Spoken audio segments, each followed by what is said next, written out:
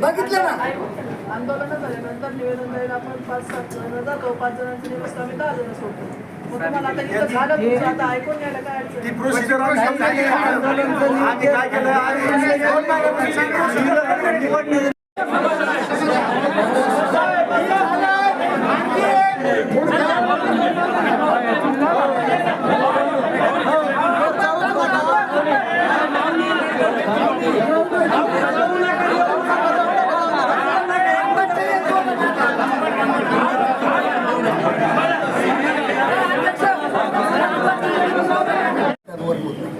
ऊस घेण कायदा काय सांगतो किंवा शेतकऱ्यांचा ऊस गेल्यानंतर कारखान्याला गाळप झाल्यानंतर 15 दिवसात त्या शेतकऱ्यांना पैसे मिळाले पाहिजेत.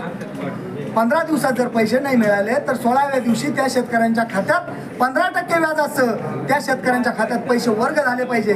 परंतु तसं न होता साखर कारखानदार आणि साखर सहसंचालक साखर आयुक्त हात मिळवणी करून शेतकऱ्यांना वारेवर सोडण्याचं काम हे साखर आयुक्त साखर प्रशासन करत आहे. खऱ्या अर्थानं त्यांचा निषेध करावा तेवढा थोडाच आहे. खऱ्या अर्थानं त्यांनी त्यांच्या निष्काळजीपणामुळे काही शेतकऱ्यांनी आत्महत्या केल्या, काही शेतकऱ्यांनी आत्महत्या करण्याच्या प्रयत्नात आहेत, काही शेतकऱ्यांच्या आज मुलं शिकतायत, त्यांच्या मुलाच्या शिक्षणासाठी फीससाठी पैसे नाहीत. बी भरणं आता जूनचा महिना, आज 22 तारीख आहे. पाऊस पडला नाही म्हणून लोक शांततेत आहे, परंतु पाऊस जर पडला असता तर कित्येक शेतकऱ्यांची आत्महत्या करण्याची वेळ आता आली असती. आज ही शेतकरी आत्महत्याच्या दारात असताना साखर प्रशासन नुसती बघायची भूमिका घेत आहे. खऱ्या अर्थानं आज जर आम्हाला न्याय मिळाला नाही तर स्वाभिमानी शेतकरी संघटनेच्या वतीने याच्यानंतर तीव्र आंदोलन छेडावे लागेल आणि त्या आंदोलनाचे परिणाम प्रशासनाला भोगावे लागतील. हा स्वाभिमानी शेतकरी संघटनेचा इशारा प्रशासनाला आहे.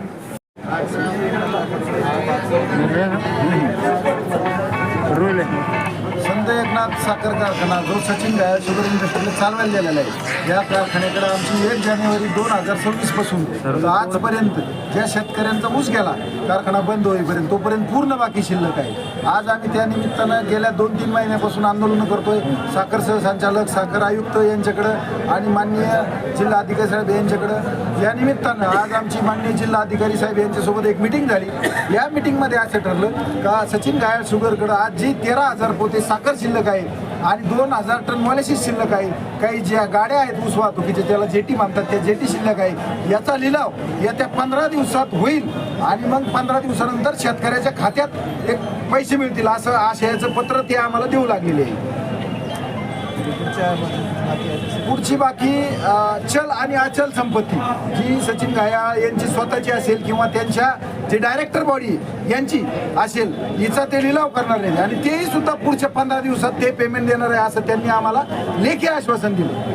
त्या माध्यमातून आज आम्ही समाधानी जरी नसलो तरी आज शेतकऱ्याच्या पदरात त्याच्या कष्टाची काहीतरी पडतोय याचा एक आम्हाला थोडा आनंद झालेला आहे. एका आज आमच्या एका डोळ्यावर आनंद आहे, एका डोळ्यावर अश्रू आहे.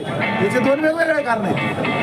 आता केलेले फक्त बिलं, हे काही पैसे वगैरे नाही दिले, बिलं दिले. परंतु आता कायदेशीर ते 120 रुपये म्हणजे सरकारच्या हातात देणं, पण त्याच्यातही जे काही पैसे उपलब्ध होते तेवढे देऊ असं 15 दिवसात आश्वासन जिल्हाधिकारी साहेबांनी दिले.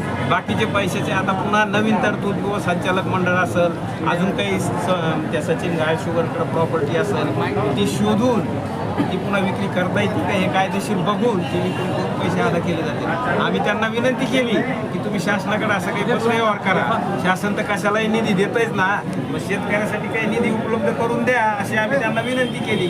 त्यांचं म्हणणं काय आलं कलेक्टर साहेबांचं की तुम्ही म्हणतो असं लेखी पत्र द्या आम्हाला, ते मी वर पाठवतो. म्हणजे ते कागदी घोडे नाचवायचं, बाकी काय विषय नाही. समाधान नाही झालं पण आता नाविलाज आहे आमचा. काय म्हणतात फुल नाही फुलाची पाकळी व्हायला घेऊन आम्ही त्याच्यावर चालू समजा जे काय होईल 8-15 दिवसात जे पैसे येतील त्याच्यावर आमचं बाकी काय आमचं समाधान नाही. आम्ही बिलकुल समाधान नाही. त्याच्याबद्दल वाद करावंच लागेल, पर्यायच नाही.